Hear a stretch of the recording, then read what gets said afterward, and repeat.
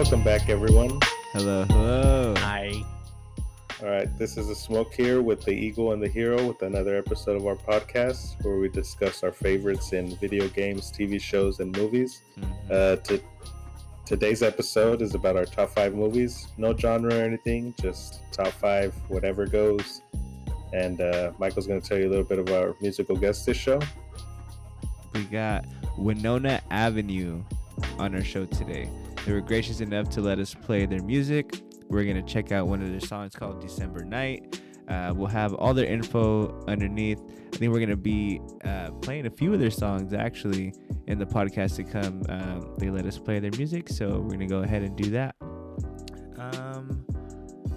So other than that, I think we can get right to it, no? Sure thing. Let go.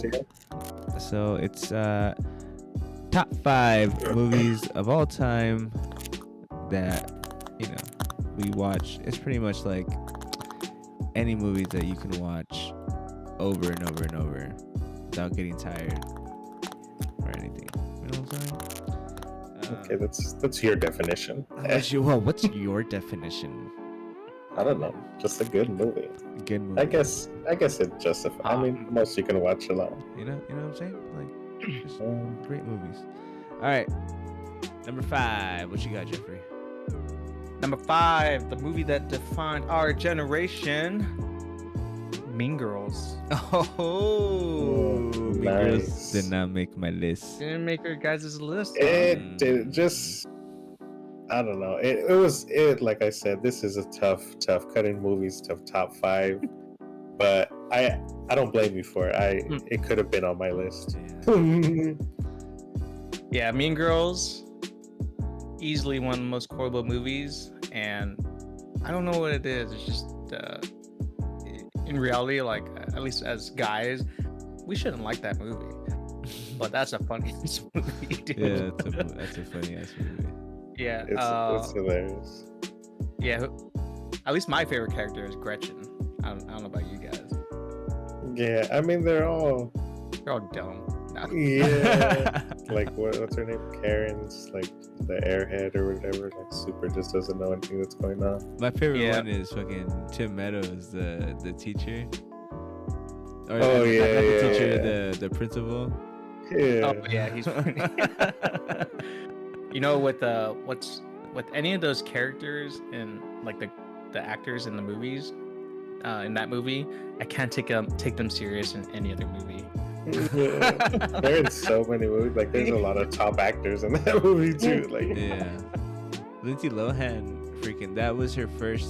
Well, I don't know about her. I mean, it wasn't her first because it wasn't her first actor, movie. Yeah, but it was like kind of like as like an older version, the hot version of Lindsay Lohan, I guess. Yeah, I guess so. Yeah, for sure. And then that's when she started singing, and she had that one video, and she was super hot. She did all kind. Yeah, dude. Did she do anything after that? I feel like she didn't do anything. She's doing. After that. Yeah, I feel like there was a lot, but I don't know if anything was. Yeah, she did. She did Freaky Friday. Herbie Fully Loaded, was that after? I think so. Herbie.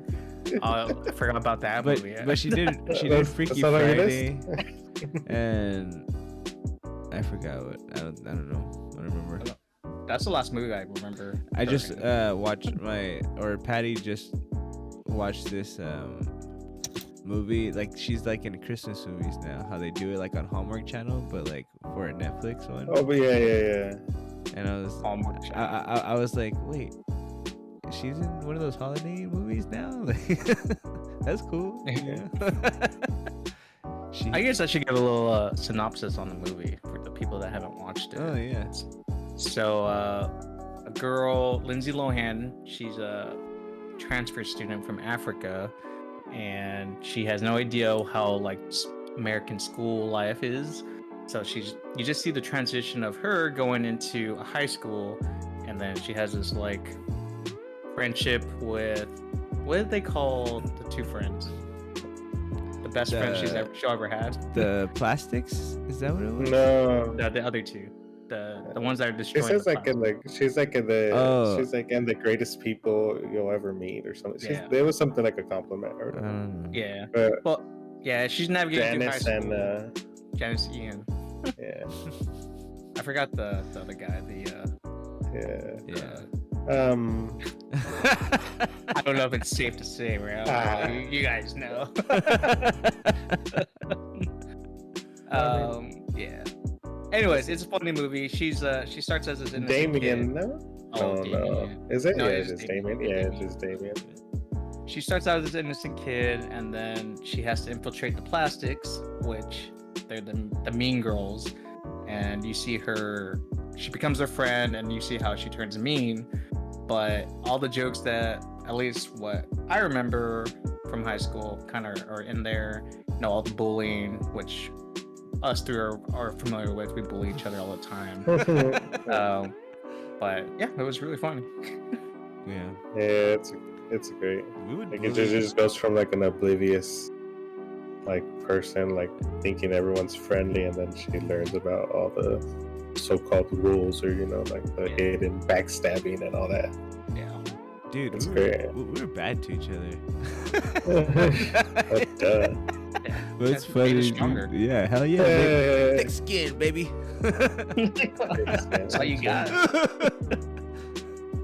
But yeah, that's my number 5, Mean Girls. Mean Girls. Great yeah. movie. Great Mean movie. Girls. Yeah, it was one of those. It was one of the family movies, dude. That That's one of the we family watched, dude. movies. You know what I'm saying? One of those movies that you just like we'd put on and fucking. Hey, you wanna watch it again? Maybe. Yeah. Let's watch it again. It was a good movie. It was really fun. Yeah. It was really funny.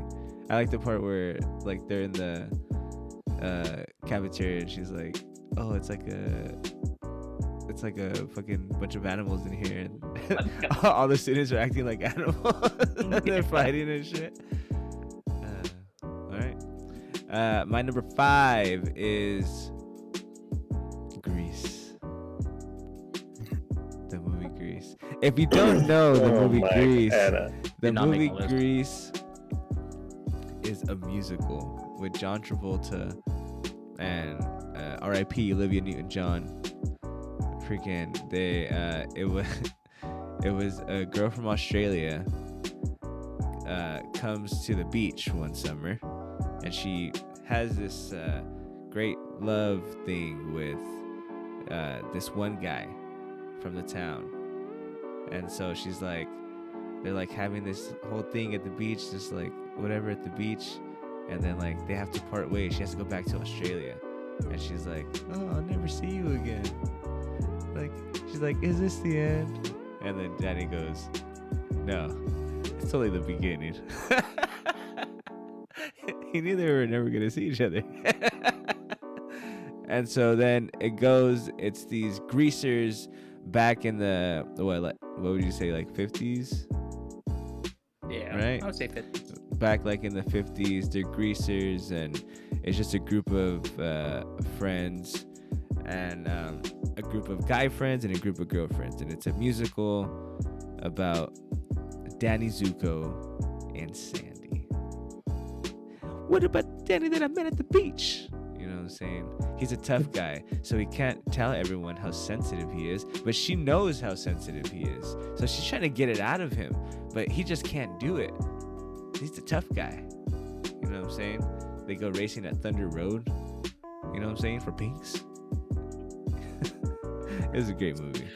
It was a great movie. My family would watch this over and over again. We knew all the dances. I can say that movie from start to finish.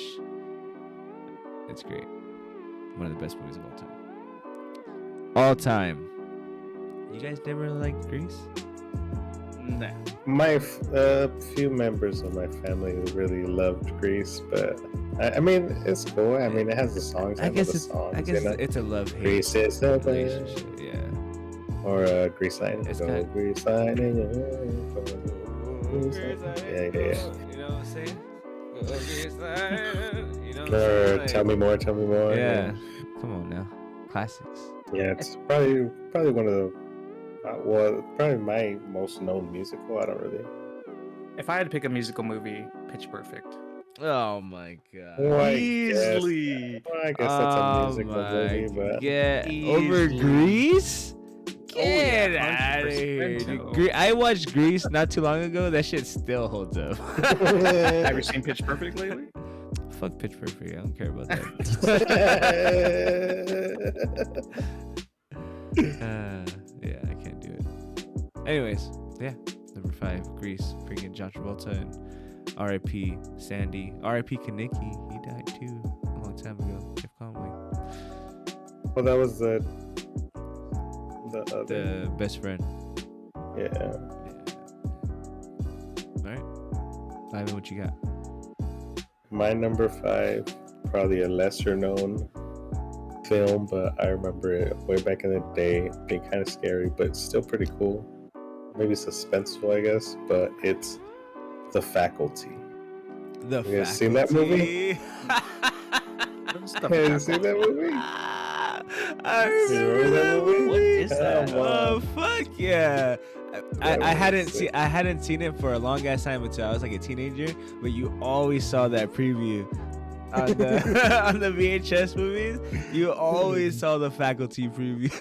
Or like the door closing or something, though? Like they're all looking back or something. And you're like, and I was always like, fuck, that movie looks sick. Like, or it looks like, damn, like the teachers at school or like yeah, it's all eating like kids. You know, what the fuck? Yeah, so for anybody who hasn't seen The Faculty, so it's basically like it starts out as a like I guess as a school, but one like night, I think like one of the like the principals like late at the school at night for some reason, and all of a sudden she gets attacked by all like the other teachers, and then you don't really know what's like happening, and then like the next day the kids at school are around or whatever, and then one of the kids, I think it's what's his name, the dude from the Lord of the Rings, Elijah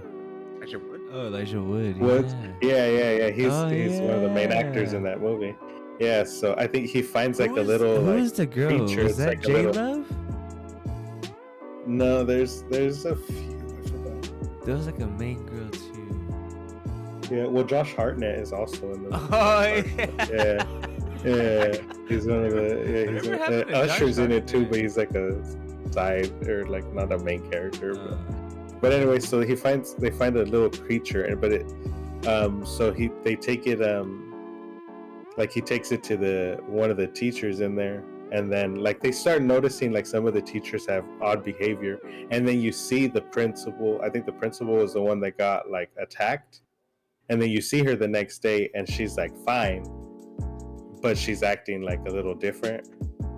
So then they find out like they put the little creature in water and it like revives, and like it's all like they put, I forgot what they put in it, or like a fish or something next to it, and it just like ate it, or like it did something, like it connected to it. So anyways, like it just turns out like evidently, I don't know if it's like an alien parasite, but it's like a parasite of some sort that it goes into the people, and then it's just controlling them, right? So this group of like random high schoolers, like the top football player, the oddball. There's like one of the Josh Hartnett. He's like a drug dealer and stuff, and they find out that like the drug or whatever he's dealing, that shit like ends up killing them, like if it's salt on a slug type of thing. yeah. You know? Oh yeah. Yeah. So there's like, so uh, that's like how then they're trying to figure out how to stop it, and then all the while like they start announcing, oh, at school we're doing tests, everyone come to the nurse, and what they're actually doing is they're just infecting all the kids, so it's like spreading through the town. So they're like, it's pretty crazy. It's weird, or but it's cool.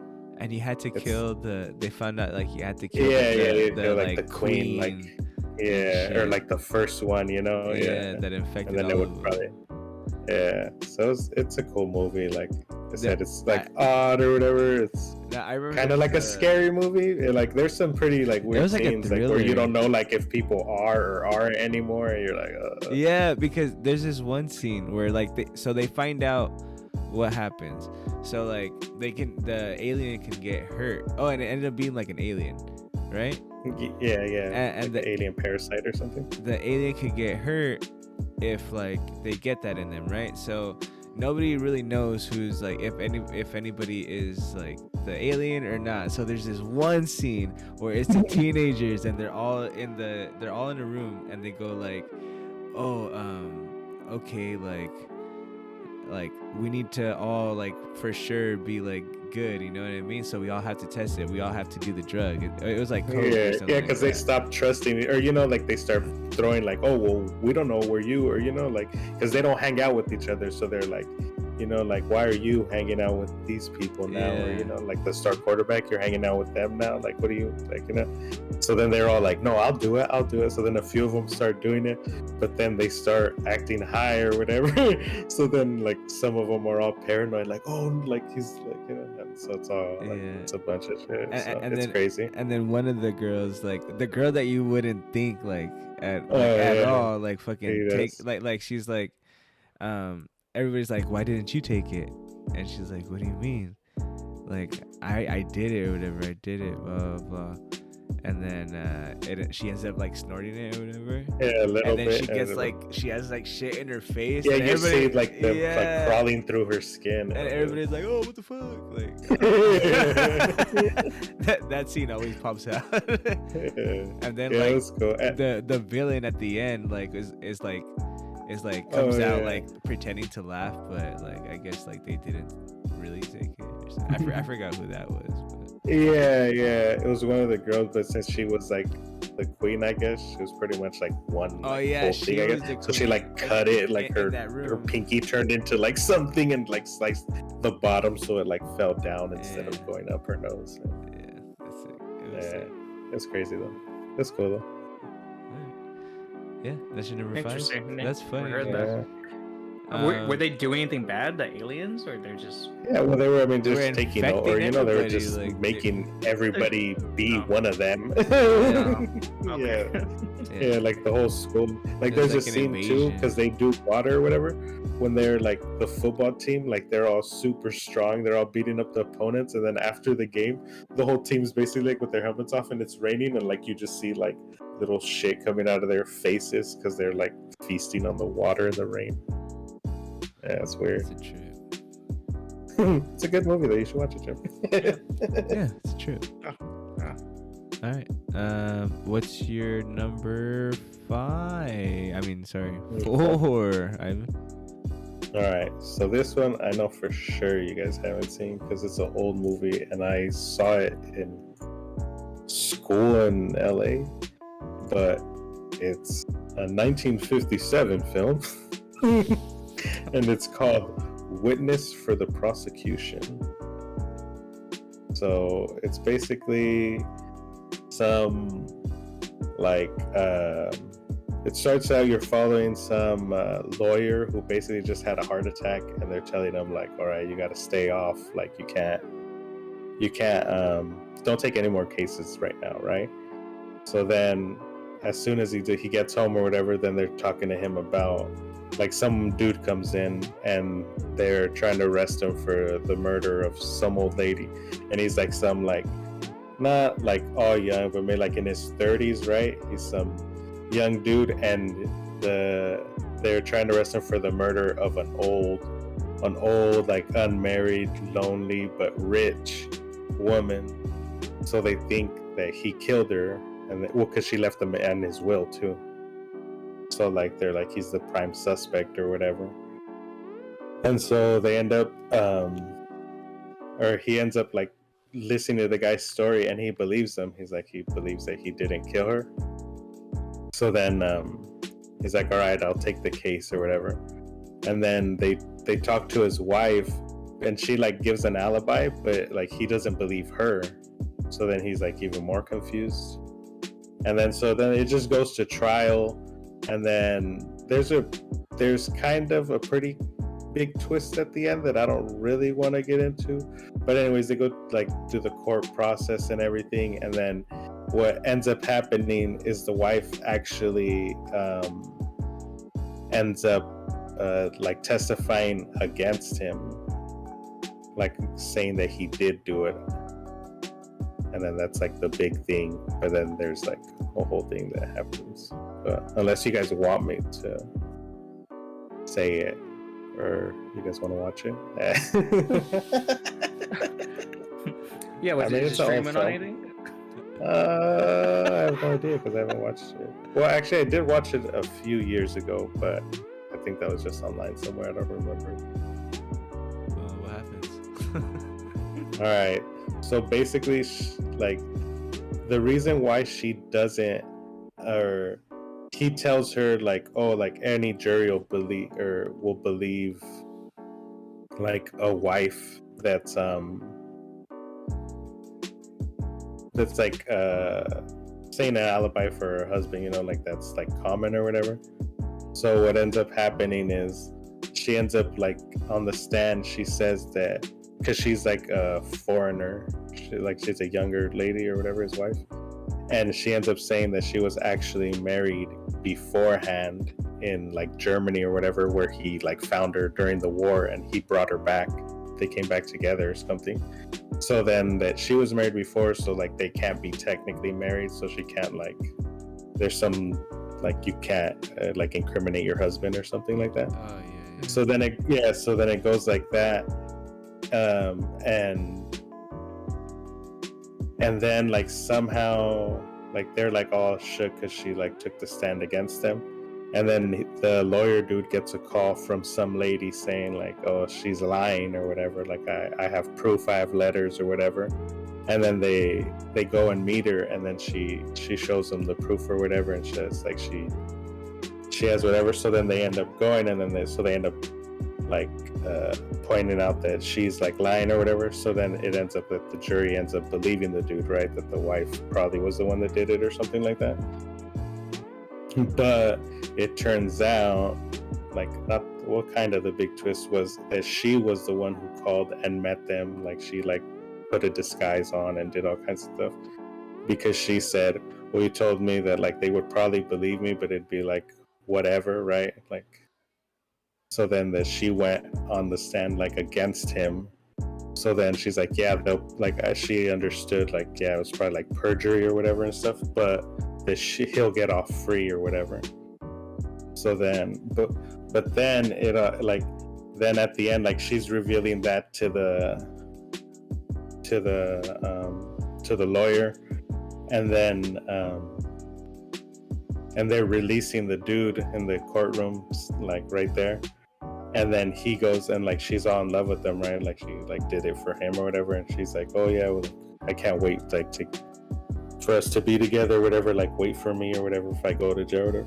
And he was like, nah, like I already got another girl like waiting for me, like we're good, like I saved you from like bringing you back to like this country, I think it was like the UK or like England or something, and then now you got me out of jail, and like, you know, we're even square. And so what ends up happening is she fucking there's still the evidence out with the knife there, and she fucking grabs the knife and she fucking stabs that fool. Lawyer says that he's gonna defend her in the trial or whatever. But that's how it ends. Like there's no sequel or anything. But it's pretty dope, like seeing how it all like plays out. And like I said, it's old school, but it was pretty interesting, and I didn't really see it coming like whenever I first saw it, so it was a cool twist. Yeah, I never heard. Yeah, it was, like I said, it's the only reason why I watched it is because it was in school. But it was cool. What class did you watch that for? It was an English class. What? And then I think I showed it to my cousins. If not, then but I know I've watched it at least like twice or 3 times after. Damn. It's a good movie. Yeah, I liked it. Shit. All right. Number 4, I got Anchorman. Nice. Ron good one. Burgundy. Yeah, that's a good one. Bruh, this is like the funniest movie ever. It's beautiful. Have you seen it recently? don't know if it holds up. I think I seen it like 30. I was gonna say like 30 minutes ago. Like, no, I think I seen it pretty recently. I laughed. It's because it's stupid. It's nonsense. Yeah, Like the second one, it's not funny. It's not. Like I tried. yeah, I fell asleep during that one. Yeah, me too. And they overdid it. Like I was like dozing off like the first 10 minutes, and then I was just like, mm-mm. Same thing with Dumb and Dumber too. Like with like Jim Carrey, like I couldn't do it. I watched it for like the first 10 minutes, and they were like, oh my, like, oh my god, no, don't. And I just turned that shit off. But Anchorman, one of the movies that we would quote all the time. Fucking Will Ferrell comes out in it as Ron Burgundy, this clueless fucking anchorman from the 70s, where when anchormen were like super well dressed and like their hair all sick, and they were the shit because they were the guys who gave the news. And it just shows about this anchor team or this news team, and there's like a sports guy who's like a cowboy. There's a Paul Rudd comes out in it, also as Brian Fantana, and he's just like this other like side news reporter or whatever, or he's like the news reporter or a journalist. And then fucking Brick, he's just dumb as a brick. Steve Carell. That's the first time I like saw him. I think, is that the first time you guys saw him? I think so, yeah. That one, right? Bruce Almighty.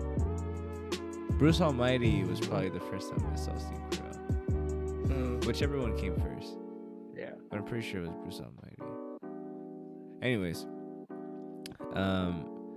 and it was just a great movie. Freaking Ron Burgundy is this guy that like this ladies' man.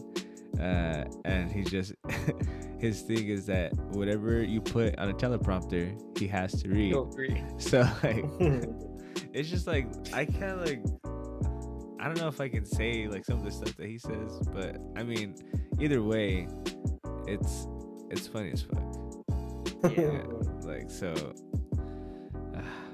Yeah, a lot of it's banter though. It's like this. Like, yeah. one character says something and then response to the others. Says something. I haven't watched it in years.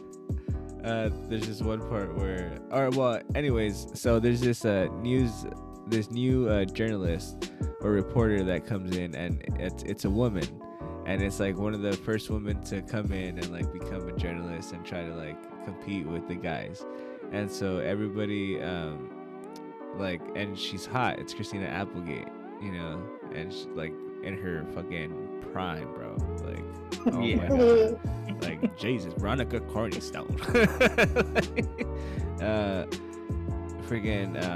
And so then like, you know, of course they all try to hit on her, and like, you know, so they all trying to hit on her or whatever, and then finally Ron Burgundy like gets in, and it's just ridiculous. Like the whole movie, it's just I can't just like bring out a part because it's not a part. It's not what it's about. It's about all the shit in between.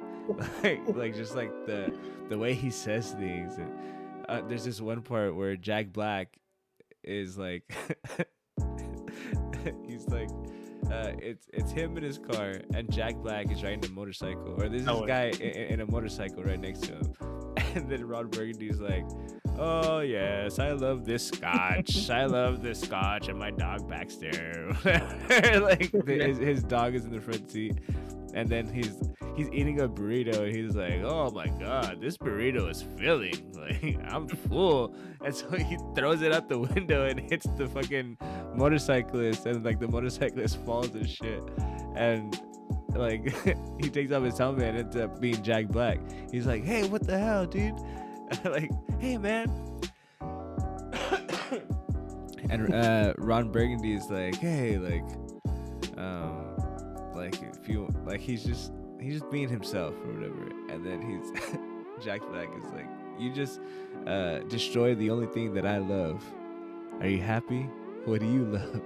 And Ron Burgundy's like, well, I love a nice tall glass of scotch. And my buddy Baxter here, his dog, and fucking Jack Black is like, oh yeah, well now this is happening. And he grabs the dog and he punts the dog off the bridge, and it's just like, what the fuck? And he just hear, and you see the dog go like land in the water. And he's like, Baxter. Oh my god, dude. Yeah, that's where I get introduced to the jazz flute.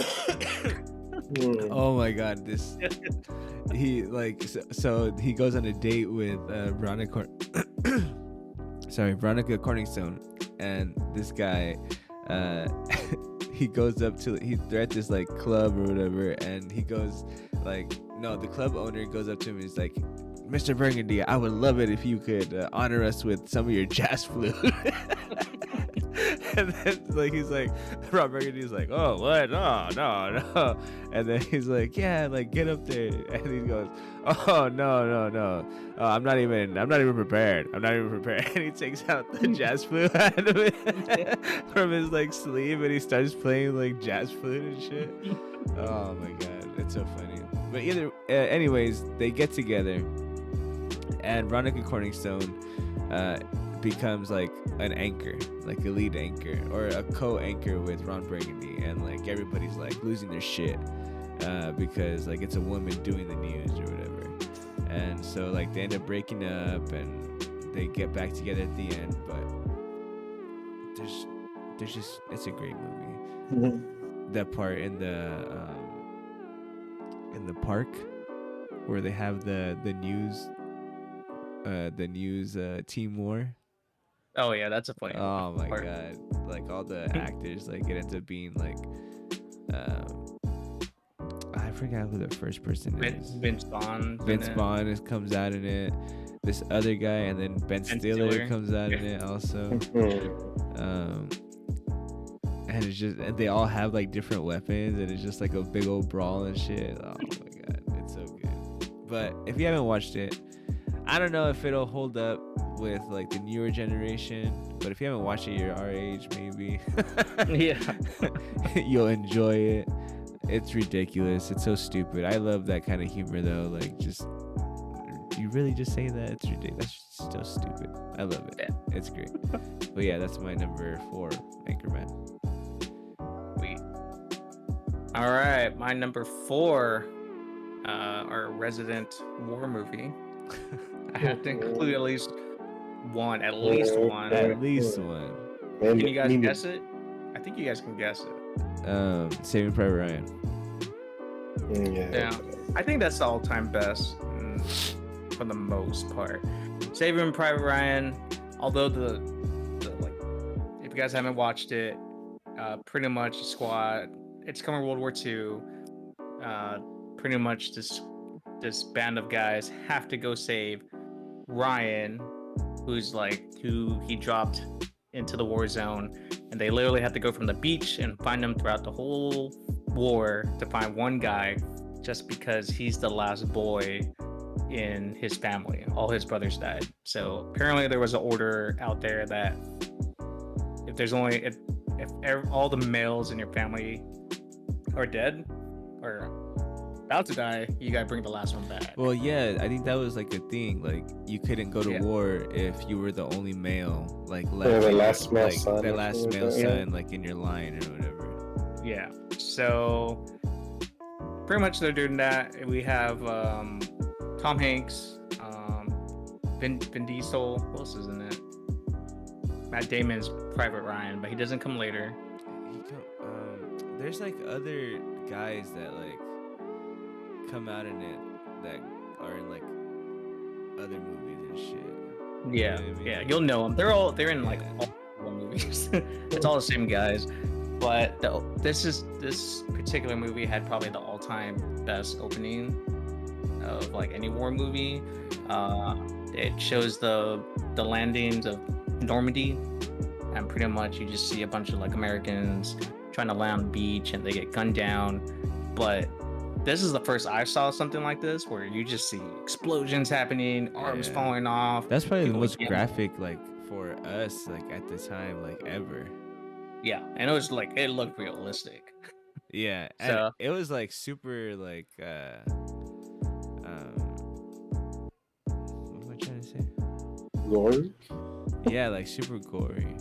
Yeah, but it makes it would like I guess it's the closest thing where like if I've never been to war, I don't. But that looking at that, I was like, I don't think I ever want to be because it just looks. Yeah, like it's like crazy.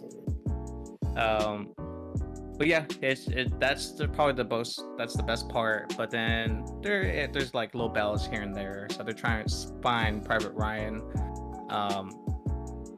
But yeah, I don't know, best war movie. Even though like that whole scenario was fake, but even then they kind of just used World War II as like the backdrop to this fake story, which was good. Yeah. But yeah, there's other ones too, but this is probably my favorite all time. This was when war movies were like in their prime. We had like at least every other couple months there was a new war movie coming out. So oh yeah, like Wind Talkers came out, Behind the Tuscan Sun or something like that. Yeah, there's a bunch of different fucking movies that came out. Yeah. You know, it was a great war movie that everybody sleeps on now and forgets. Probably for me, the greatest war movie. Fucking The Patriot, bro. I don't think I've actually seen. No, bro. I'm sorry. I was gonna say, dude. No, there's no way you haven't seen that movie. I was thinking about something. It was Mel Gibson, dude, and Heath Ledger, bro. In that movie, oh my god. Oh my god. If I was Mel Gibson, I would do the same fucking thing. Yeah, dude. right. You know what I'm saying? I would do the same thing. Get my axes and fuck some shit up because they killed my son, dude. Fuck that shit, dude. Like, get out of here.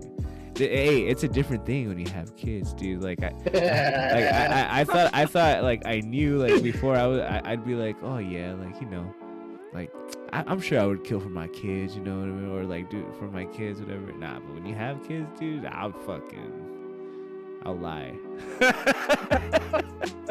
My kids will get away with it. Come on now. I love my kids, god damn it. But All right. yeah, cool. What do you got at number 3? My last war movie. From first Allegedly. A little bit different. Allegedly. Star Wars, Empire Strikes Back. Yeah. Star Wars. I mean, I thought about my favorite putting one one on my is fucking Empire also. Yeah, we did cover this in the Back. older. Yeah. But yeah, Empire Strikes Back. I think this one kind of started out well. Honestly, it could have just skipped the whole like Tauntaun part. Although that's a meme now. Like when they go in the cave and yeah, that's a little unnecessary. It was a little slow, but who cares about that? That was cool though, dude. He fucking he killed the Tauntaun, dude. and then the Wampa.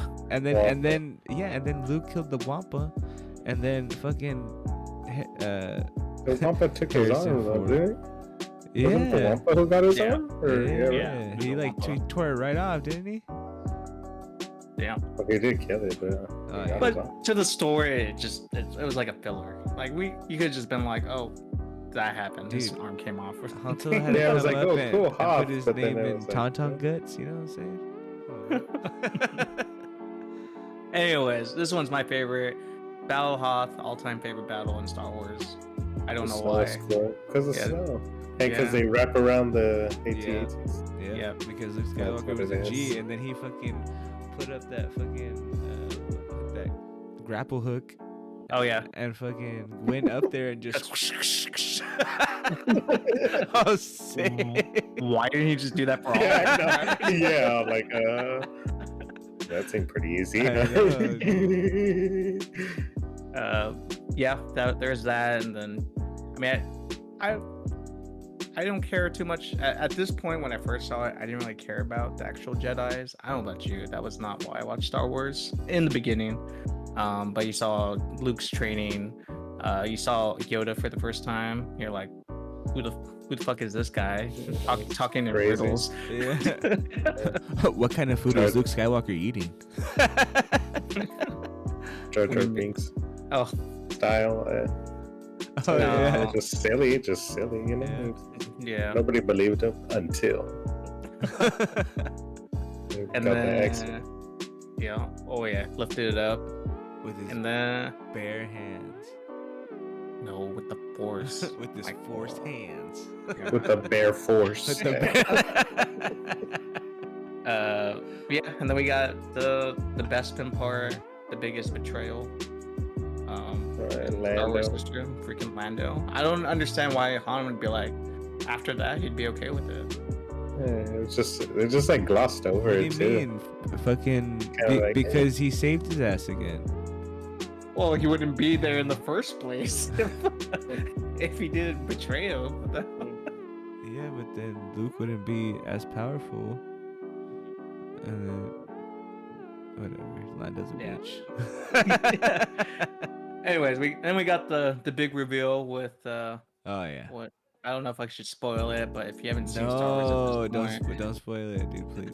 okay, all right. Say it, come on. Okay, I spoil won't it. say it. No, I don't want to. No, just say it. Just say it. But that was a big twist, and then our favorite bounty hunter makes a small appearance. Boba Fett. He Very doesn't. small appearance. He just Just stands stands there. Yeah. next to other bounty hunters. Like this. Yeah, out of all of them. Yeah. And there was like, wow, we love him. Yeah. People they just lined him up to see what people would make the biggest fuss about, and it was, oh, there he is. Yeah. Boy, he was the Yeah. best. Oh, that guy looks Yeah. cool. we got one now. Pull him to the front, huh? Give him more screen time next time. And then kill him off the next movie. And then bring him back 30 years later. Yeah. Anyways, yeah, I don't know. That was my favorite as a kid, but probably now that I actually think about Star Wars as a whole, it would have to be either probably Revenge of the Sith. Revenge of the Sith. Yeah. Just seeing like how the progression of like Yeah. Yeah. Oh yeah. It just kind of like puts it all it was the best. together. It was the best. yeah. And then with the updated like graphics and all that. Yeah, it's the CGI. I still think that. Well, I mean, I guess Oh, it's the they newer updated ones it? weren't really a war, but like even then, like I feel like there was way more action in all the older ones than the newer Oh, yeah. ones. Yeah, that was my biggest thing. It was like Yeah, all like the Star whole Wars, yeah, there's the no whole war. point is to just do like battle, like fight. Oh, like in the new trilogy? Yeah. Yeah. There was like nothing. Like the older one, okay, I get it. Like they didn't have the technology to be doing all that. Hey, you know? in like the first- but in the prequel thing, Oh, yeah, they that's went why. they went all out. Yeah, Yeah, and that's why I was hoping that the newer ones would be all sick, and then it was like, where's the action? Yeah. But we don't Yeah. talk about the we don't the sequel trilogy. we'll leave them on the shelf. Yeah, they can stay up there. They only pop up on the top 5 worst list. All right. But yeah, that's my number Number three. Good one. All right. My number 3, Quentin Tarantino, my man, my favorite director of all time. I got another one of his movies a little later on in there, but my one of my second favorite Quentin Tarantino movie, Pulp Fiction, dude. I love It's a Pulp good Fiction. movie. That's a great fucking movie. If you haven't watched any of Quentin Tarantino's movies, he's a different beast, bro. They're super like action packed, or like, well, some are more action packed than others, but there's always killing. Someone's gonna die. Someone's gonna die hard. You know what I mean? And someone's gonna get fucked up. There's gonna be some kind of boobies probably, and And feet. feet. There's gonna be great music. Quentin Tarantino soundtracks are always good, and yeah, like, and great actors. So that freaking John Travolta comes out in this, Bruce Willis, Samuel L. Jackson, fucking what's his name? I want to say Vin Diesel, but no, it's Ving Rhames comes out in it. Uma Thurman comes out in it. The Wolf, what's it? Harvey Keitel comes out in it. Quentin Tarantino makes a little appearance. Remember the guy from The Mask? The bad guy. The bad guy, yeah. He comes out as a bad guy in Pulp Fiction, dude. Great cast, great story. This one pretty much is like also Quentin Tarantino's movie. Is like he kind of goes around the whole story in like chapters and shit like that. So like in this one of the main Tim Roth comes out in it. The fucking what's Hulk's bad guy? Abomination. The Abomination. Tim Roth, the one who plays Abomination, he came out in it also. It starts with him and like his wife, which I'm pretty sure if people saw her, they would recognize her also. They're like talking they're just talking about like doing a robbery, like he's talking to her about how it would probably be it's easier to rob a bank probably than it would be to rob like a liquor store, because at a liquor store like they have something to live for, blah blah blah, so they're just talking. And then so like at the end of their conversation, like he goes, or like she goes like, how about this one? And he's like, what? They're like in this diner, and so she's like, yeah, I want to do it like right here, like right now. And so then like at the end of the scene, Tim Roth brings out a gun. He's like, all right, everybody, this is a robbery. And then like the girl goes, nobody better move or else I'll kill every last fucking one of you, or like something like crazy like that. Yeah. And then like it goes to like a different part of the story. Fucking Samuel L. Jackson and John Travolta, that iconic like tuxedo, like duo tuxedo wearing or like suit wearing like hitman or whatever. They go to like I guess like Samuel L. Jackson, his character likes to make like a fat scene when it like before he's about to like execute someone or whatever. And so like John Travolta like pretty much like they go up, and I guess we don't really know who he's talking to or what it is or whatever. We just know that they're there and they have guns. And so they go up, and so like the door opens, and like the guys that are in there kind of know why they're there, but they really don't know like what's gonna happen. And that's when like Samuel L. Jackson has that famous like he recites that scripture, I will unleash upon you with great and furious anger to those people who try to destroy my brother. And great scene. And so like they shoot the guys or whatever because like they tried to hustle like I guess the guy that they work for.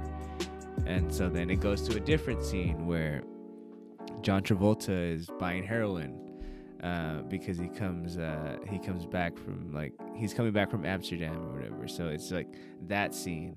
And then later on it goes to a scene where John Travolta has to take out the boss's wife to a date, pretty much, like wherever she wants to go. Like he's supposed to like take her out and take care of her or whatever. And so like they go to this diner, and he ends up like falling in love with the boss's wife and shit because they dance together. That iconic dancing scene between Uma Thurman and John Travolta, or like she just like, it's like the whole like, you know what I'm saying? Twisting and shit. Yeah, and then it goes to Bruce Willis. Christopher Walken it goes to a scene with Christopher Walken, and Christopher Walken is talking to a baby Bruce Willis and telling him about how he he's giving that's my favorite scene in the whole movie is freaking Christopher Walken explaining to like little Butch how he has like this watch that he got and how the watch got from his grandfather to him and how like it's been in like his dad's ass for like, and then he put it in his ass and like so he can like finally like bring it back, or but like it's a super strong like powerful like scene and shit. Like this is like your birthright. And then it goes to the next scene where his girlfriend fucking leaves a watch at their apartment when they're trying to run away because he's supposed to throw this fight. Bruce Willis is a boxer. He's supposed to throw a fight, but he doesn't, and he ends up killing the guy in the ring. And so like it goes from like create like different scene to different scene. Like it's sort of like about the same people, but it's a trip, dude. If you haven't watched it, Pulp Fiction, Quentin Tarantino, best fucking director ever. Pulp Fiction, one of the best movies of all time, for sure. For sure. But yeah, that's my number 3. What you got at 3, Evan? All right, my third one is Inside Man. Ooh, I didn't make my answer, but that's a good movie. I had to put one with Denzel. Yeah. There's a few that I like with Denzel. Training Day is a really, really good one too. Mm-hmm. Yeah. I also like John Q, but have you ever watched Fallen? Inside Man is one of my. Huh? Have you ever watched Fallen? Oh no, I haven't seen that. Oh, you watched it? Okay. That's a I've seen good. Fallen. That's a good one. That's a good. You should watch Yeah. that shit. Man on Fire, bro. Oh yeah, that That's one a I've good- seen too. All right. Glory? I actually saw that one recently. Glory, too. let's go, dude. I just saw that one recently. But yeah, so Inside Man. Have you seen it, Jeffrey? You don't know? I think I have seen this one. Yeah. So it's actually directed by Spike Lee. So and it's basically about a bank robbery, but like it starts out where you're already like kind of like at the after, and like you're hearing the story by like the hostages basically, and then so they go and they tell you like by like how it is or whatever or what happened. And basically it's like a super detailed like bank robbery where there's a group of bank robbers, and then like they start it, but then they get all the hostages, but then they start dividing them into rooms, like so they're all separated, and I think they even cover their heads so they don't really know they who dress them all the so they same. don't know each other. Like they could hear each other's, they could talk to the people in the rooms, but so they can't really identify like the other people. And then so it just goes, and like the then during that whole process, the Denzel is like the cop, or I don't know what you want to call him, the dude that's basically negotiating with them, like what do they want and stuff. And the dude's like all sick. He's telling him like nothing, like like just like like here I'm gonna walk out free of this bank, like don't worry, like whatever. But so what they're actually doing, I guess they're like drilling into the bank. I don't know. I think what he ends up doing is like they end up like drilling somewhere and like hiding basically, or hiding the like they take out money but they hide it or something. It's weird, but anyway, so thing is they keep all the hostages separate, so nobody really knows who's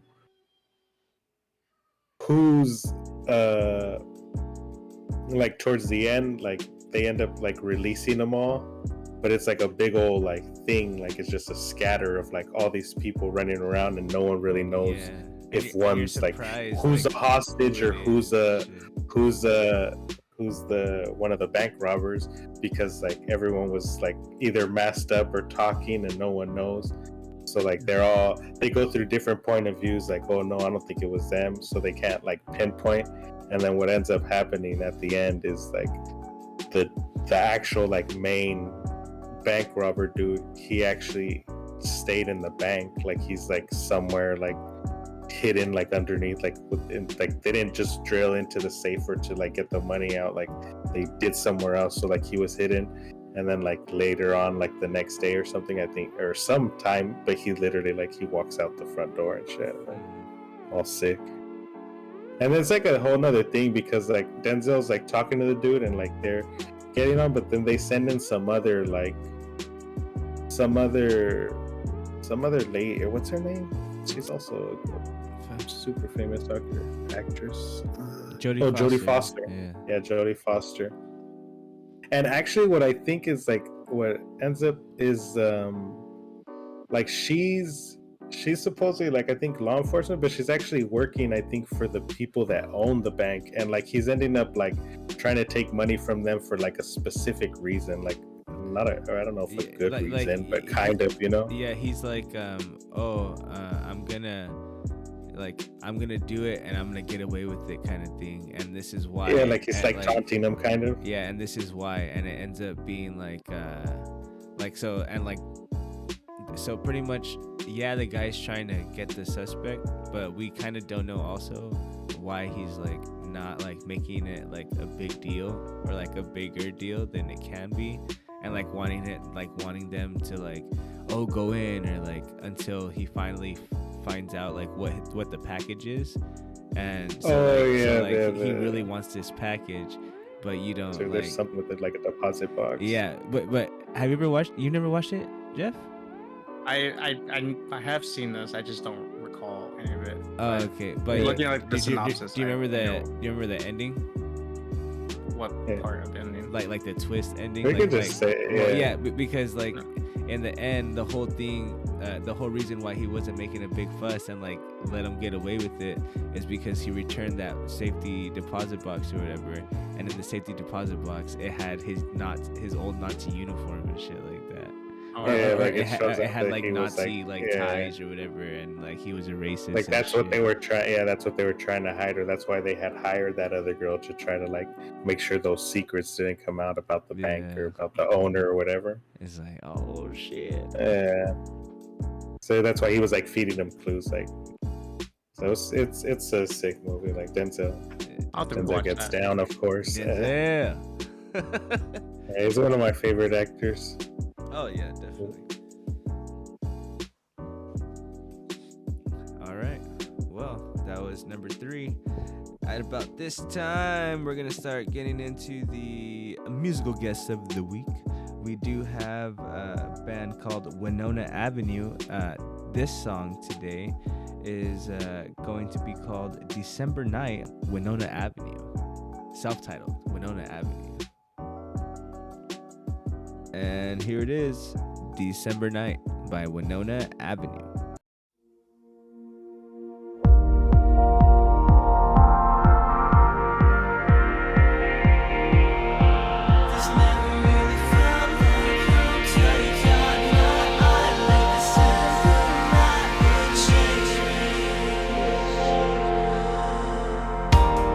Just a new life, put my troubles behind and let me further in my story.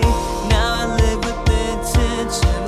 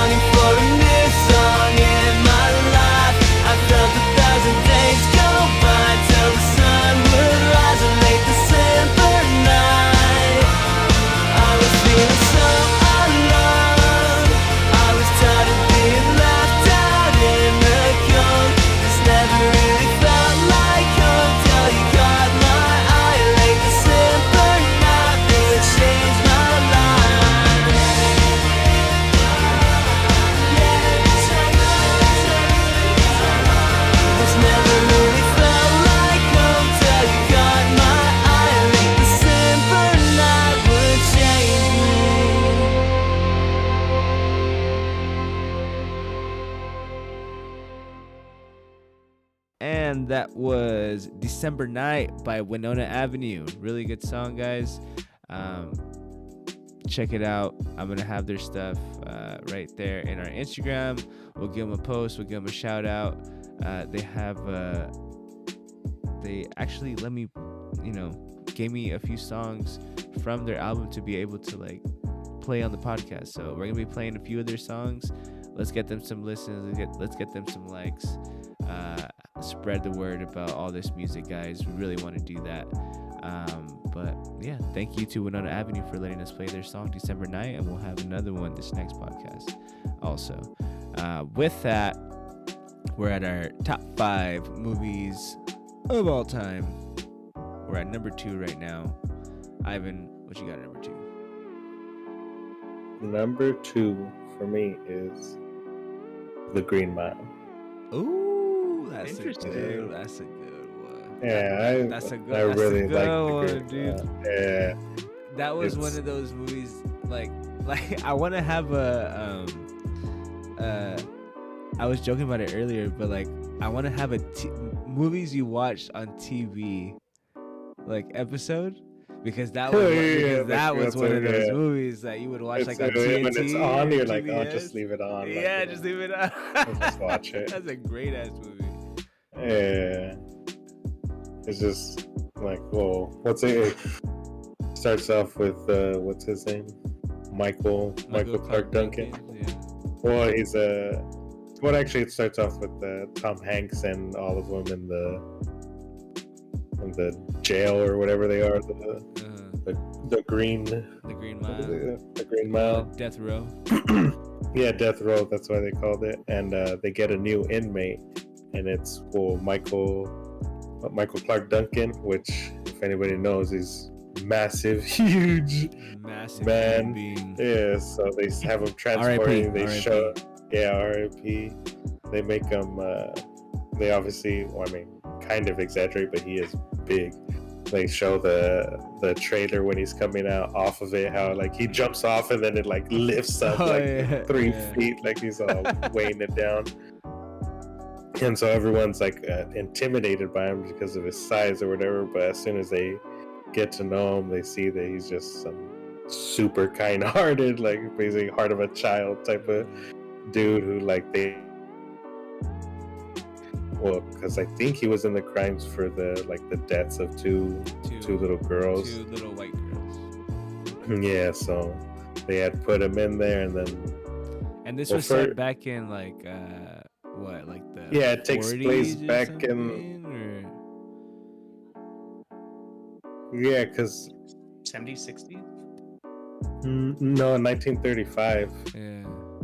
Damn. No, yeah. Yeah, because they remember the kind of the twist. Yeah. So anyways, they get to know that him, and they realize that he's like a good person, so they don't understand what happened, and then there's just a whole bunch of, I don't know. I mean, this guy ends up having powers. Like he ends up having healing powers. Yeah, basically. And it's pretty much like there's this guy on death row, and another side story is that Tom Hanks is he has a sickness, he has a disability, something wrong with his testicle. It's either a bladder infection or something where he can't use it down there, or they can't have kids because they can't have sex. Yeah. Well, they show him constantly in the bathroom trying to go when he's having trouble stop going and all that. And so he's the lead guard at the death row thing or whatever, and it shows somebody getting electrocuted and getting executed, but there's also this new guard that comes in that's a dickhead pretty much, and he's somebody's son or somebody's nephew or whatever, and he's just doing it so he can look good, so he can try to get some kind of politician, so he can be a politician or something like that. And so he does it, and he's just a dickhead. And what's it based on? Who wrote the book? Isn't I it think based it's on a book, Stephen. Stephen King? Is it Stephen King? No, maybe not. Oh yeah, Stephen King. Stephen It is King. Stephen King. Yeah, it's based on a Stephen Yeah. King book, so like it has like a little like supernatural like thing going for it. Yeah. But anyways, so we end up finding out that this guy has healing powers because one of the guys in death row has like a little circus thing that he has with a little mouse that he found. And so the little mouse or whatever does like little tricks that he got trained or whatever. And there's this other guy right next to him that's like a total dickhead, also like a prisoner, and like that guy hits the mouse, like kills the mouse, and like the other guy is like, oh my god, and so Michael Clark Duncan's like give him to me, Yeah, here, let me see. like let me see him, and like he puts it like over his, like he puts his hands over the mouse, like in his hand, and I guess he like inhales like the whatever, like, the death or whatever, the pain or whatever it is. whatever it is. Yeah. And he heals it, and the mouse starts going again, and then like after he does that, he like lets out like a bunch of flies like coming out of his mouth and shit, and like that's how you figure out whatchamacallit, like he can heal and shit, and just yeah. that movie's like it's such a good. If you haven't watched it in a while, dude, like go watch that shit. Yeah, it's a really good movie, and then like obviously, like it ends up. Well, I mean, they don't. He ends up healing Tom Hanks. Yeah, well, yeah, he saves, and then he also saves one of the other guards' wife, who was like, I don't know if she was probably had like dementia or something, like she. Oh yeah. And then they end up sneaking him out to go heal her, and like he actually does like save her life. So all in all, at the end, like they all end up believing that he doesn't do it, and then even then towards the end or no, what why does he he can show the yeah, well, he past. shows them he can like show him like his memories, but like it requires something, and I was trying to remember like the reason why he was showing them. I know it ends up happening is because he takes something out of one, and then he puts them in Percy, the dickhead one. Yeah. Well, yeah, because so what's happening is he's trying to so these two girls got murdered and raped, and what he was doing is he was trying to heal them. When he got to them, he saw them, I guess, on the ground. He was trying to heal them, but I guess he couldn't, so he was like on the ground crying and shit. And then the police found him like that. But it ended up being the guy that got locked up in death row for killing like some other person. And like they end up finding out that it's like that guy or whatever. And like he shows Tom Hanks with this premonition or whatever his abilities, his supernatural powers. Yeah. And fucking whatever they took out of like the lead, like the main supervisor, like the wife. Oh yeah, because he was still sick. They took him, and he was still like he had it in him. Like we didn't see the like all the stuff released from his mouth. And after that would happen, he would like cough and like he would like but like he hadn't released it yet, and so he goes and releases it into he grabs Percy right? the dickhead guard. Yeah. And then that dude, he goes all like if he's like under control or something, and he pulls out his gun and he ends up shooting the other guy. And that's why Tom Hanks asks why would you do that, and then he tells him like they're both like bad, and then he shows him that it was actually that guy that did the crimes. But unfortunately, like back in those times, it's not like that many things, so they ended up still killing them. But he like took out the power of like the whole but the twist is like this whole movie starts out with Tom Hanks actually being like super old watching a movie or whatever, and then he tells some lady about this whole story, and she's like, this is impossible, like it's like that was like 60 years ago, you'd be like 100 and something, like if you were already the age whatever during this whole thing. And it turns out that whenever he saw, like when that dude gave him the powers to see that dude was evil and that he was the one who committed those crimes or whatever, that he got some of his power, and so he says that that's his punishment for getting rid of the supernatural healer or whatever that he killed him, that he's just gonna live and watch everybody he knows and ever known die. And then they actually show the girl he's telling the story to die, and he's at her funeral. Oh yeah. Yeah, and they also still show the mouse, and that's why they know it's like, dang, he's probably gonna live forever because that mouse is still alive. Yeah. Yeah, it's crazy. It's good. How did he heal Tom Hanks's bladder infection? You know how. He grabs him right in the cock. Give him the old dick twister. What's that Right in the cock. He gave him a couple inches too, I heard. He made it work real good. Oh yeah. All right. That's your number 2. Green Mile. Walk in the Green Mile. Walk in the Green Mile. Walk in the Green Mile, boss. And that Percy dude was evil because he didn't put water on that dude's head too. Oh, dude, that part was fucked up. Yeah, that was dude. ruthless. He purposely didn't put the what? He's like, I dipped The it. I thought that I dipped it. I dipped it. I thought I dipped it. But yeah. All right, my number 2. I don't know if you guys ever watched this one. This is great movie. It's with Will Ferrell and Maggie Gyllenhaal. It's called Stranger Than Fiction. Have you ever watched that movie? No. I think I've heard of it. I think I have heard of it. It's also with Emma Thompson, the white witch from The Lion, the Witch, and the Wardrobe, and fucking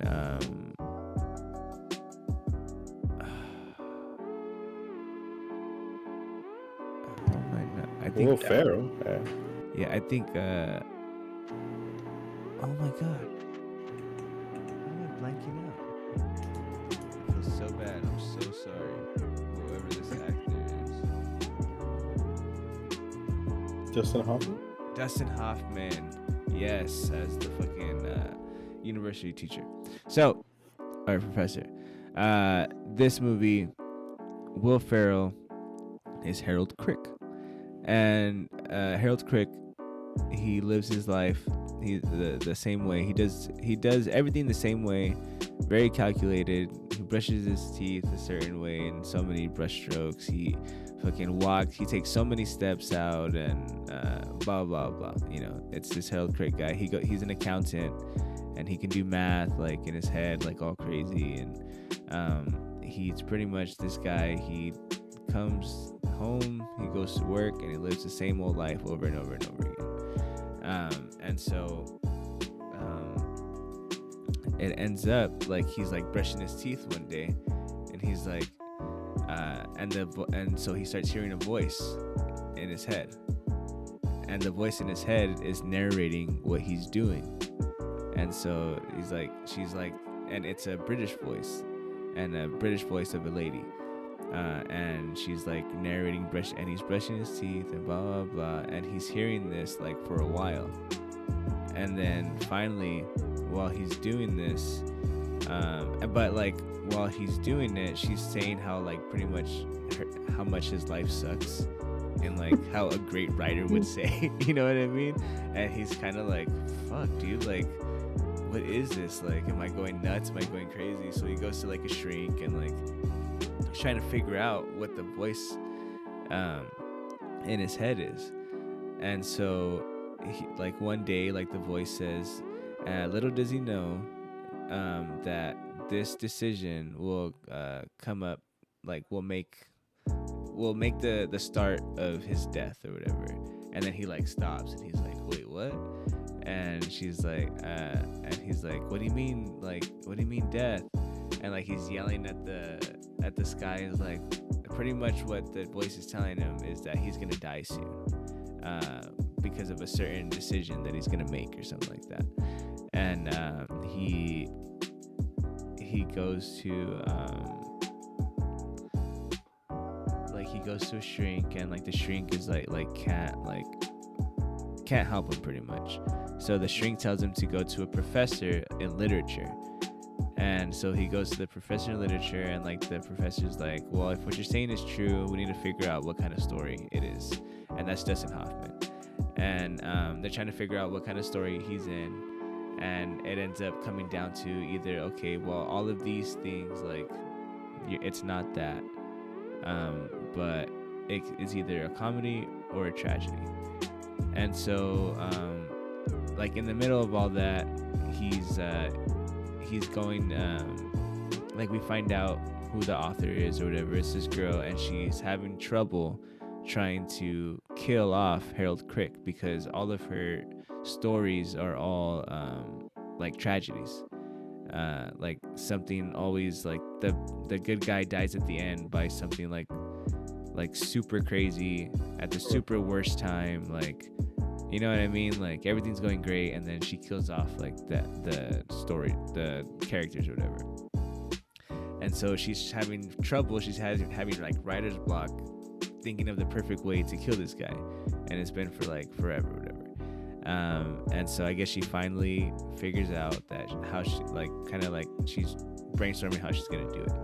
So they're trying to figure out who the author is. Well, the way that Dustin Hoffman knows that for sure it's a narrator is because Will Ferrell says, little does he know, blah, blah, blah, blah. And he's like, oh, little does he know, it's like a big literary whatever. Okay, this is definitely an author.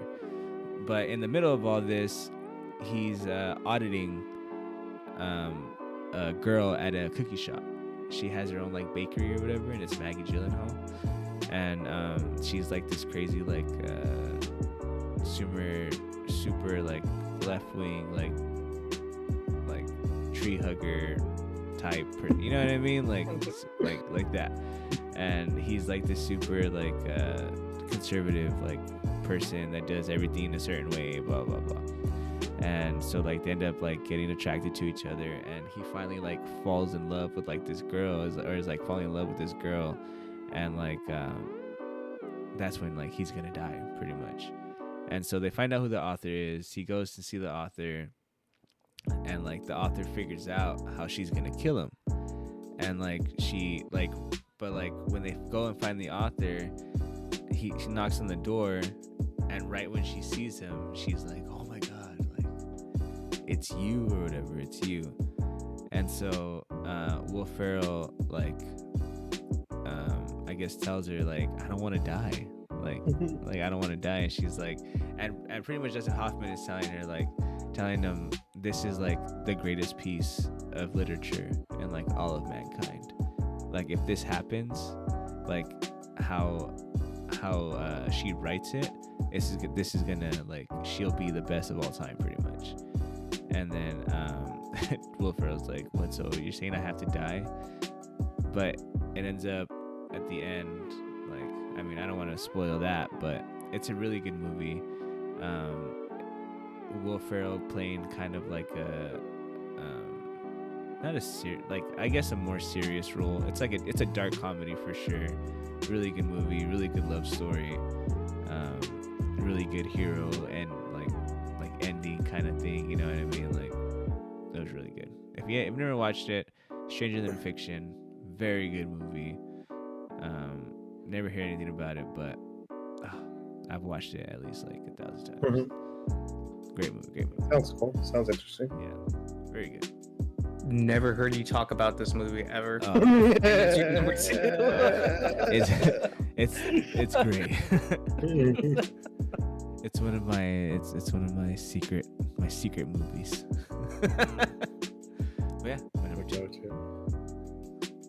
What you got at 2, Jeff?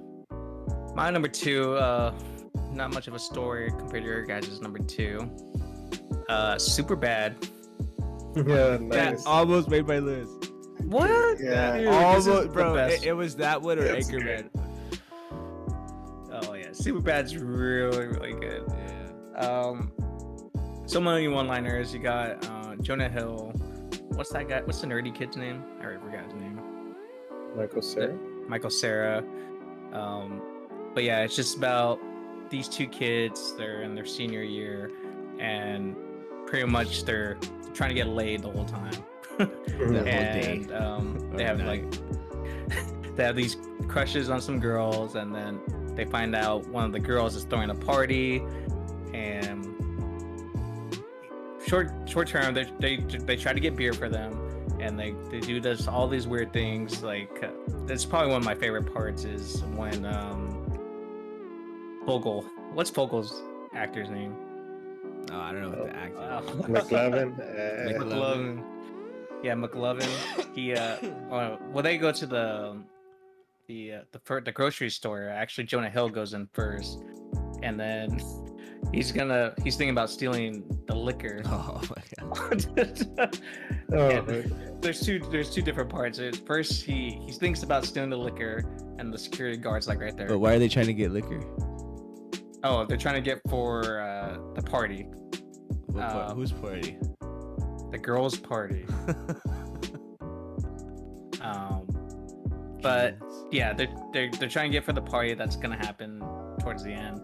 And the first I guess daydream was he looks at it, he sees the guard, and he's like, "Don't do it."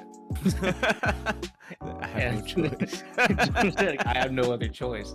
And then they start fighting, and then Jonah Hill gets killed. No, yeah, he throws in the bottle, and the guard catches it, and like he breaks it and slices his throat. And then the other one, which is my favorite part, is when there's a little old lady right there, and you just imagine her. She drops her purse, and then she's like, "Thank you." And then can you? I forgot what he exactly says. It was like, "Oh, I need some beer," and she's like, "Yeah, I'll help you." No, he goes. She goes, "Thank you." He goes, "Oh, you're welcome." Oh, you want some? Yeah, would you like me to buy you some alcohol? And he's like, "Yes." Thank you. It's like, "Thanks, sweet old lady. Good luck not dying or something." No, or something. Good luck fucking. Oh yeah. Good luck trying to fuck Jules. Yeah. I will.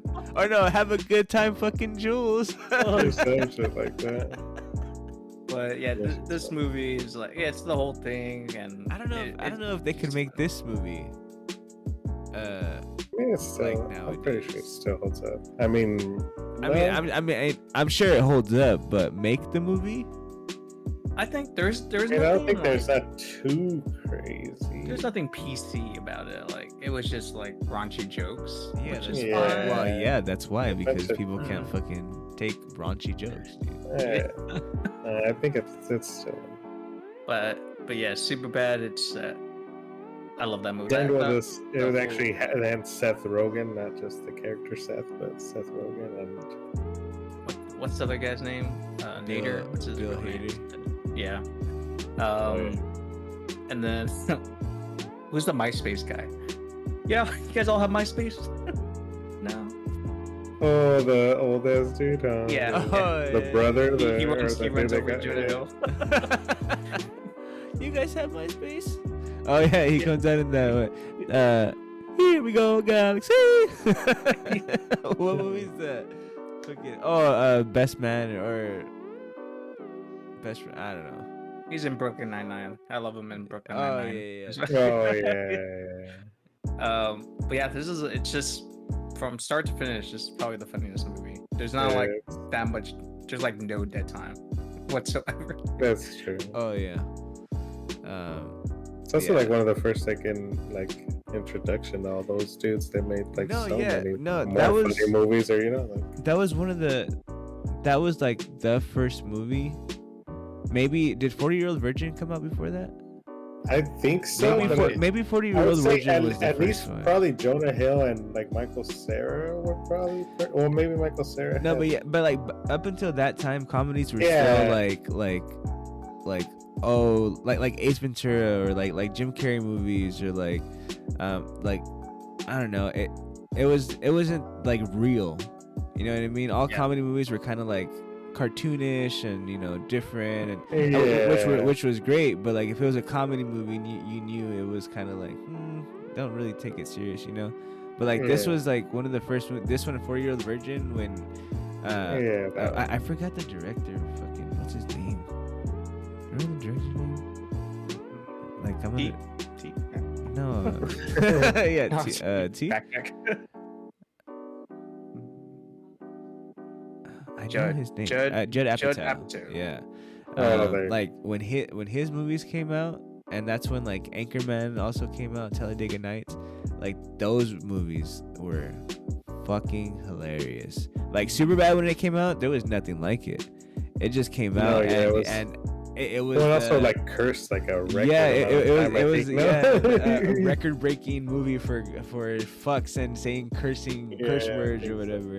But like nuts, like what the fuck? Like, These kids are talking like this, like it was funny. People our age, like yeah.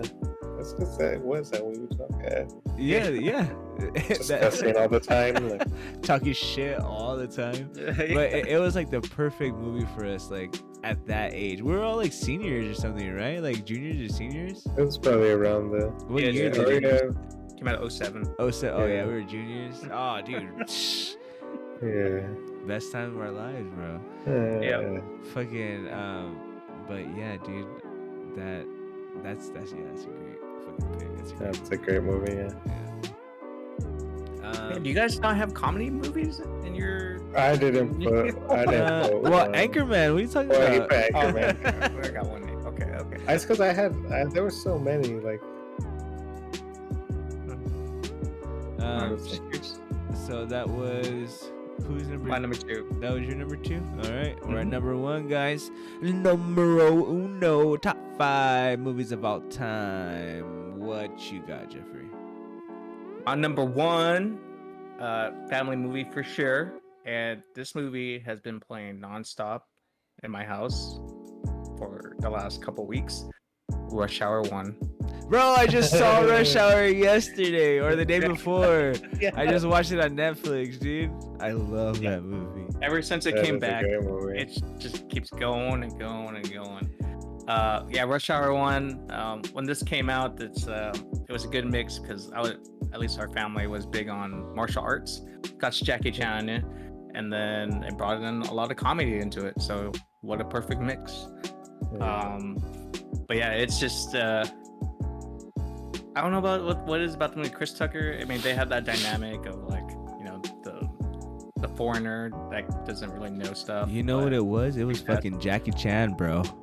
You think it was Jackie Chan? Bro, Jackie Chan was the I mean, man, dude. Yeah. Like, bro, you don't remember being young and Jackie Chan being the fucking shit, dude? He was Yeah. like our Bruce Lee, bro. Like, real shit. Like, Jackie We could Chan do a had top 5 Jackie all those Chan movies. Rumble in the Bronx, dude. Oh That's my my god, you favorite. I didn't almost put see that on my anything list, like it. dog. No, but yeah, like Rumble in the Bronx was like something like ridiculous. Like, especially that part in the alley where they were just like Oh, that's fucking true. the baseball bats, like playing baseball with the glass glass. bottles. Like, oh my god, dude.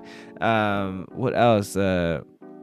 What other movies was he was in? Shanghai Noon. Shanghai Noon. Shanghai Noon. That movie too was fucking ridiculous. A Bronx Tale, fucking, or not Bronx Tale. Fucking, what was that other one? The drunken Legend of the Drunken Fist. That's an older one. But yeah, but still, that would come on like in Jackie Chan marathons and shit. Like, you know what I mean? Like, Jackie Chan was huge. But Rush Hour, yeah, I just watched it the other day.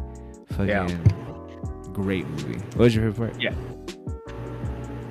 What? What was your favorite part? Oh, sorry. My favorite part, let's see. In Rush Hour 1. Oh, God, that's a tough one.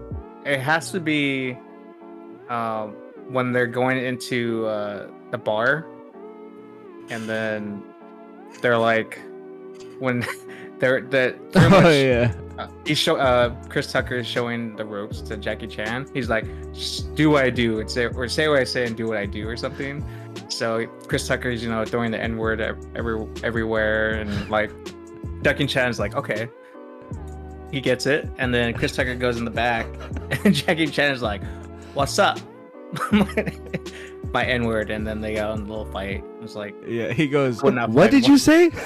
yeah, What's up, mate? And then he's like, and then he starts fighting him. No, or like when he first goes into the back, he's like, hey, where's the little girl? He's like, what little girl? What girl? Like, The little Chinese girl. What little Chinese girl? And like Jackie Chan ends up leaving or whatever, and then they end up being cousins and shit. He's like, man, why the fuck do you come in here like that? Pretty much. And like Chris Tucker's like, hey man, I need to try to find out something like with this. And he's like kind of like blackmailing him and shit. He's like, you're my cousin, but I'm gonna get like, I could roll up on this place. And then like whatever, but like whatever part is like Jackie Chan comes like back in, he's like Taka, and then like Chris Tucker like or Kara, and Chris Tucker like he grabs him, he's like, where's the little girl? What little girl? And like the guy goes, man, you better take your hands off my suit. This is my favorite suit. Your mama gave me this suit. Get away. And he's like, all right, see you at church or see you at Thanksgiving. Dude. Even the Chelsea Clinton. Yeah, even the end, like that's the. They don't. I don't know why they don't do anymore. They had the bloopers. Yeah, like that. Well, yeah, that was one of Jackie Chan's things too. Like in every one of his movies, he always had the bloopers and the outtakes and shit like that. Yeah.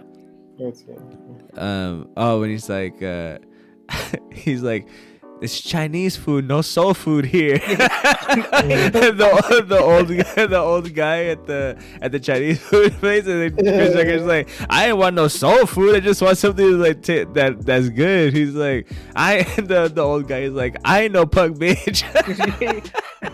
And then he's like, I'm no punk bitch. No, I'm no punk bitch. Oh, dude, that's a great movie. Yeah. It's Great mix. It's so fresh in my mind. Mm-hmm. All right. Rush Hour 1. Rush Hour 2 was pretty good. Rush Hour 3 was a little. I'll still watch. But Rush Hour 2 is good too. Yeah, the first two are all both gold. All right. At number 1, I have another Quentin Tarantino movie. Like I said earlier, this is the best movie of all time. For sure.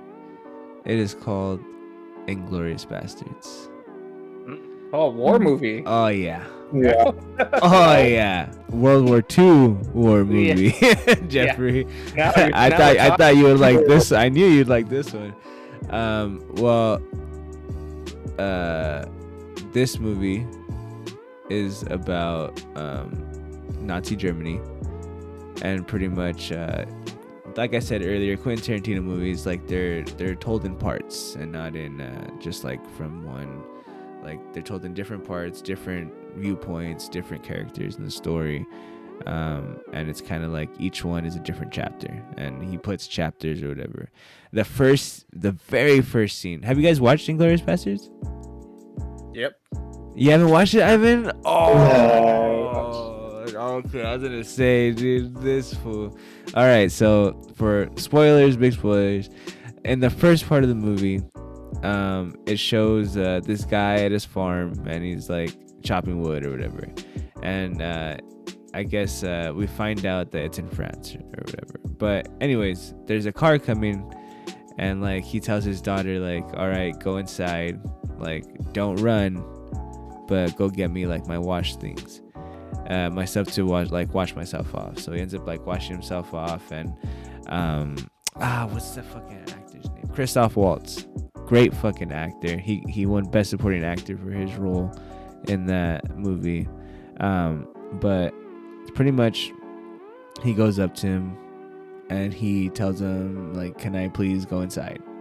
And so they go inside, and Christoph Waltz is an SS colonel or whatever, and they go inside and they start talking, and Christoph Waltz like super straight face, pretty much telling him like why he's there and why he's in France and like what he's doing. And he's pretty much telling them, I'm just checking up on different places, just trying to do, we're under new management or whatever. But the first thing that he says is like, he's speaking to him in French, and he tells him, I would hate to butcher my French like in front of you. I'm wondering if I heard you know English, so I'm wondering if we can switch the conversation over to English. and so they switched the conversation over to English, so they're speaking in English for this part. And so like he's doing his whole like thing or whatever, and then in the end he's like, okay, so pretty much he's like telling him, I know you're hiding Jews here, and tell me where they're at. And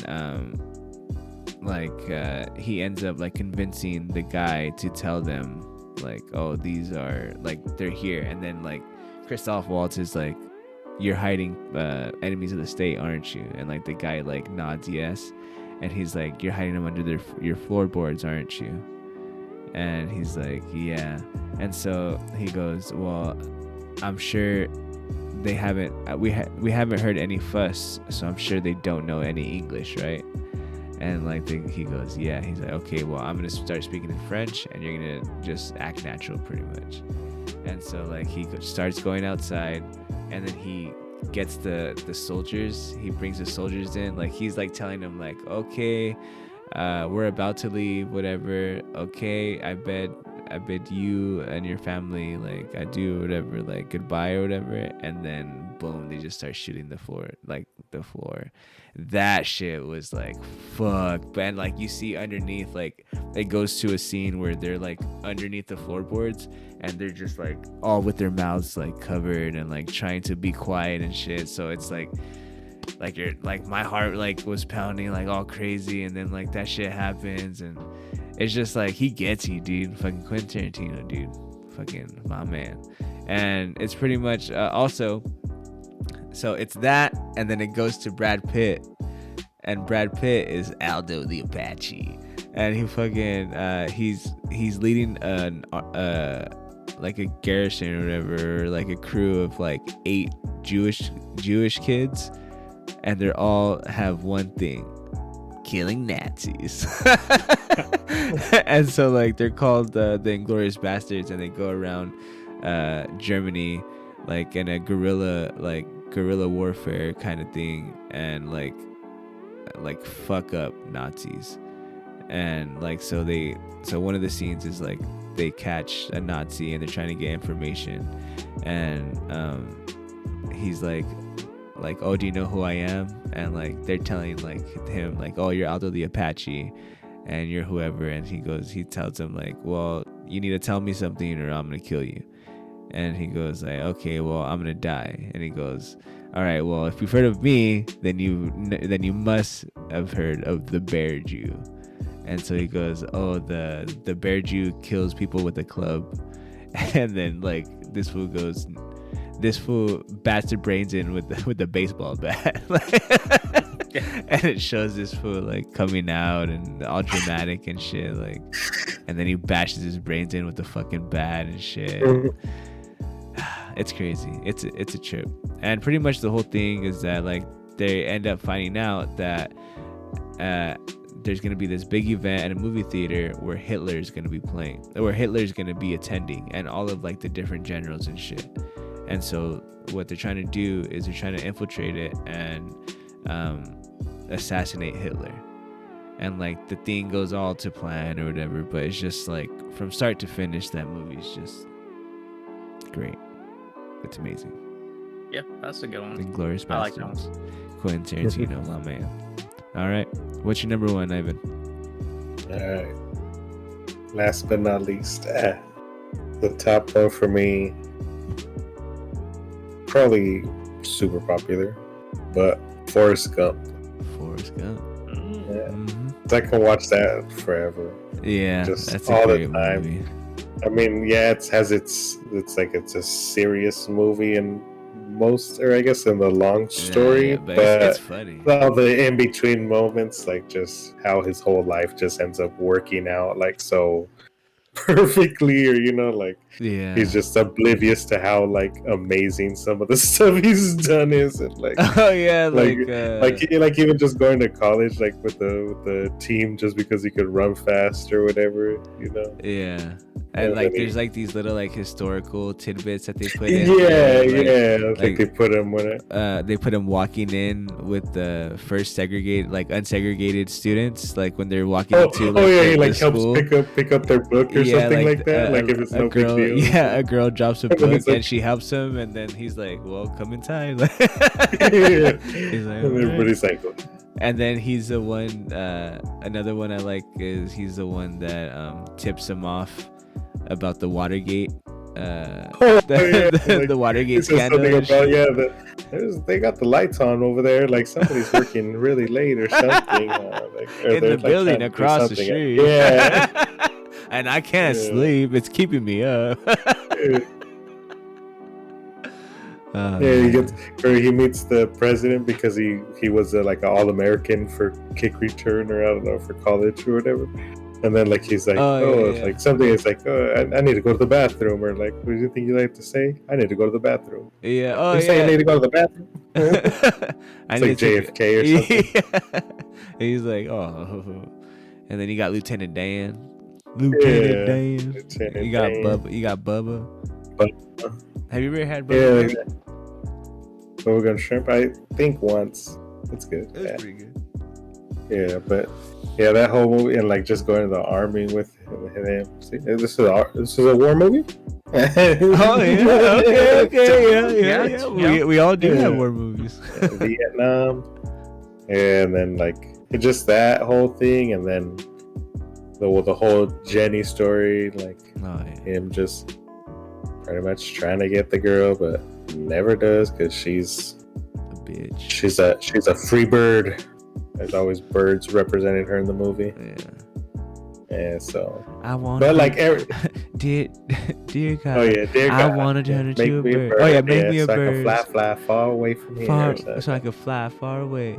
Far And then away from here. and then they also show her whenever she's like in the, like he's like thinking about her, but she's like somewhere off, like in a hotel room, and then she's like in the balcony or whatever, and she's like thinking about jumping or whatever. The song that's playing is Free Bird. Yeah, Free Bird from Leonard Skinner. Yeah. No Free Bird. And then they show the feather all the time flying at the beginning and at the end. Lieutenant Dan's also like a sick, like, and he goes back to get him and shit. He's all hateful for him, but then he's like, he takes care of him, like in the New Year party when the girls are all fucked up to him. Yeah. He's like, get the fuck out of here. They're all Then he ends up laughing at falling. him and He's all shit. pissed. That's a great movie. Or when he sees him in the boat or whatever, he runs, just jumps out of the boat and jumps in the water. That's my Lieutenant boat. Dan. Yeah, it's pretty good. Yeah, Is that considered a comedy movie? What do you consider that? I don't know. that's a drama for sure.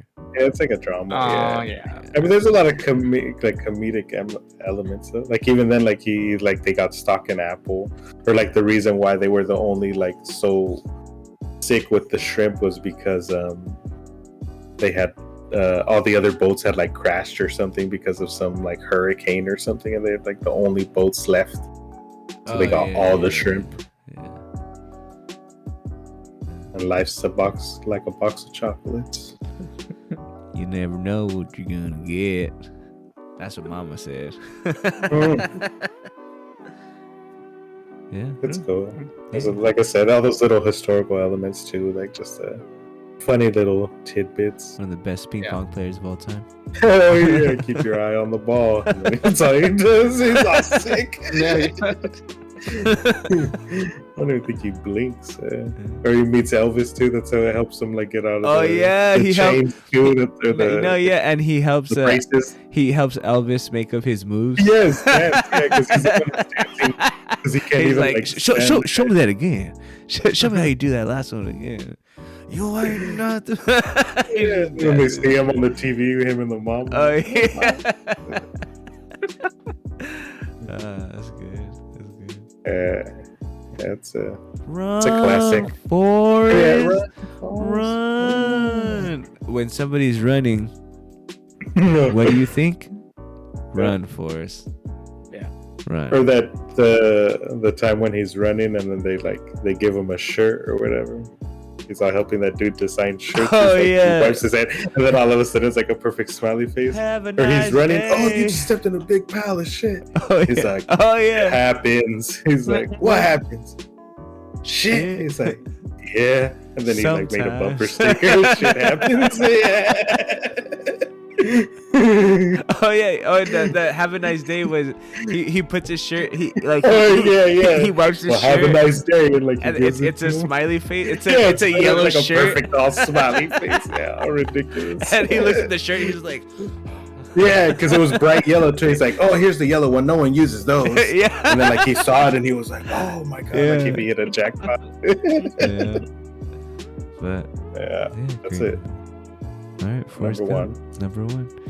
Well, thank you guys for listening to our lengthy top 5 movies of all time. We went a little crazy with this one. But it's a great time. I'm sure some of you had to have gone all the way with us. And if you did, you're going to get a new shirt, a free shirt, whenever we get free shirts to give. Just go ahead and give us a message in our inbox on Instagram. If you hear this, we'll give you an IOU on a shirt. It's the secret code And is. we'll give you the IOU, and we'll let you know when you can get that shirt. I'm sure it'll be sometime in the near future, but you will have that shirt. So we'll see.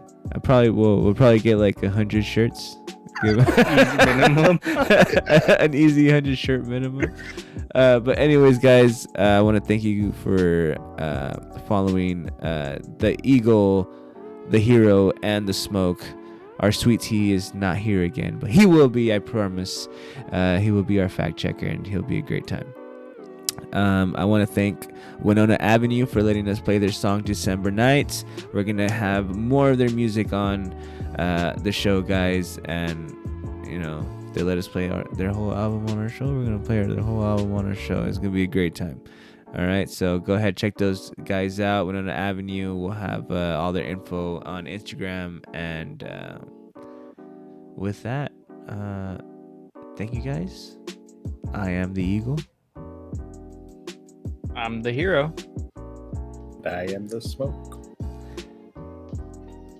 And we're better. We're better. Better, we're better. Have a good one, guys.